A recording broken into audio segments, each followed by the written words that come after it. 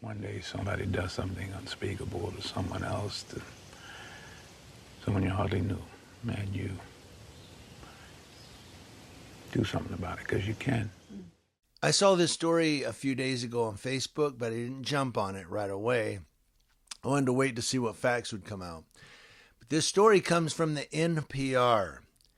The U.S. Immigration and Customs Enforcement officer who allegedly fatally shot a Colombian man in Maine last Monday was prone to violence and held racist beliefs, according to some of the people who were close to him.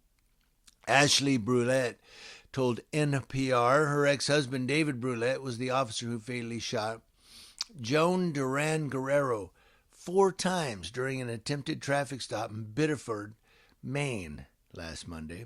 Said she found out he was the officer responsible when he called her on Wednesday, asking her to vouch for his character. Very suspicious. He asked me to basically talk good in his character, she said, not to talk bad about him. And if I couldn't not talk bad about him, then just not talk at all to anybody, she told NPR. Said, and I told him that I was not going to lie for him. He asked me not to talk about the abuse in our marriage. And I told him again I was not going to lie for him. David Brulette did not respond to messages from NPR asking or seeking comment. An ICE spokesperson said the agency will not confirm or deny whether Brulette was the ICE officer responsible for Duran Guerrero's death. ICE spokesperson Lauren Biss did say in an email that the ICE officer in question has nearly a decade of federal law enforcement experience with required training. Big deal. Scott Collins told NPR that he was best friends with David Brulette in high school in Maine. Collins testified on behalf of Ashley Brulette in the divorce proceeding. David's attorney said that Collins and David were once friends, but their relationship ended because Mr. Collins was jealous of Mr. Brulette's successful career. Okay, sure he was. He had a bad tendency of going out and looking for fights, Collins said. If he saw something online he didn't like, that somebody said that he knew, he would go out and start the fight. Collins also said that David Brulette used anti-black racial slurs in high school. Ashley Brulette says she worries racism may have played a part in Duran Guerrero's death. She said he has displayed racism. His nickname in high school was White Boy David, if that tells you anything. Ashley Brulette said she has known David Brulette since they were preteens. She said there were many moments of violence in their marriage that lasted from 2007 to 2009. There was an incident where he had been fighting and I walked away and got in the shower, and he comes in with a gun and pointed it at me and tells me that he's going to blow my brains all over the bathtub, she told NPR. And this guy's an ICE agent with a badge. There are no police reports to corroborate her story, so we don't know. She said she recanted her story, something she said she did on other occasions after complaining to authorities about her ex-husband's behavior. She said, even though he did all these horrible things to me, in a way, he was still like my security blanket because he's all I have ever known. And so I would recant my story and say he didn't do anything. Maybe she's lying. And so she goes on, then the police wouldn't arrest him for it. David always intimidated me. It's part of the reason why I stayed silent all these years about things that I've gone through, she said. She did, however, keep a profanity-laced voicemail message from November when she had filed a restraining order against her ex-husband, David. In the voicemail, which NPR obtained, he slurs his speech and ends by saying that she and the women in her family should have their throats cut. Quote, am I threatening that I'm going to do that? No, but I do think that you should have your blanking throats cut, or should have had them cut. Yep, the voicemail says. When their marriage had collapsed, and they were in the middle of a contentious divorce in 2009, she says she reached out to Brulette's platoon leader in the Maine Army National Guard.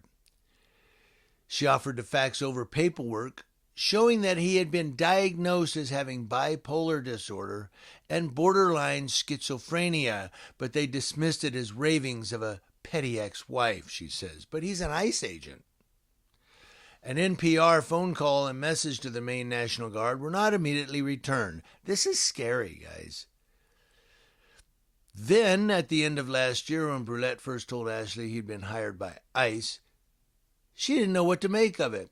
Said, I honestly thought he was being delusional, and I didn't believe it. That's what she said. Ashley Brulette is unsure if there was a background check. Well, there probably was, and they were like, just hide that. If there had been, they might have seen a trail of violence like the time in 2022 when Ashley says Child Protective Services, that's CPS, and the police were both called to his home after he threw his then 13-year-old daughter through a glass coffee table. This guy's an ICE agent. I'm going to keep saying it. In a 2021 court filing, David Brulette was stripped of his firearms temporarily. In the filing, his second ex-wife, Lucinda Brulette, accused him of becoming more aggressive with their then 13-year-old daughter.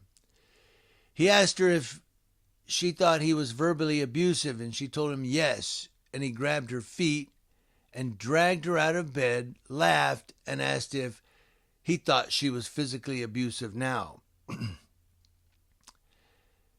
Lucinda Brulette wrote in the document, Ashley Brulette said, she is distraught over this week's events and that someone has lost their life. Said, I feel like even though I tried to bring awareness to his mental health conditions before and I got ignored, that I really need to push and be heard now and hopefully prevent something like this from happening again. Okay, that's all of Ashley's statements. But, you know, you always don't know who to believe, especially in these situations when you have an ex-wife or an ex-husband or an ex.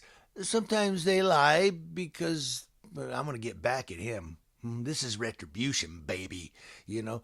But we have two ex-wives corroborating their story.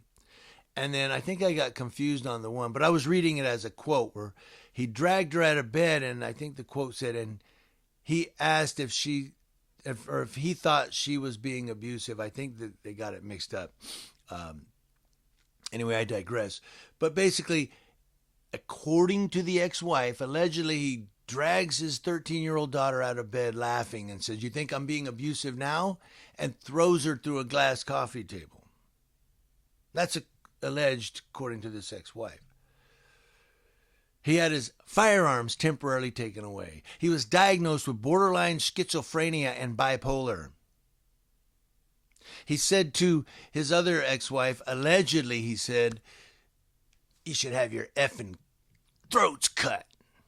But he's an ICE agent with a gun. And now this Guerrero has ended up fatally shot. How many more do we have to see commit tragic, horrific, incidents like this? How many more people have to lose their lives before we finally say, you know what, let's just vet these people correctly? No, he's an ass kicker. He kicks ass and takes names. Oh, he's getting a badge. Here you go, buddy, a badge and 3 guns. Yeah, 'cause you're an ass kicker. Doesn't matter what the background is. Doesn't matter what charges they've had or what police have been called to the home or CPS. He's an ass kicker. We're giving him 3 guns and a badge. That's law enforcement for you. That's law enforcement for you. You have to be an asshole, excuse my language, but there's no other way to say it, to have a badge on your chest. If you're not an asshole, they're not going to hire you. And I want to hear from you guys. What do you all think?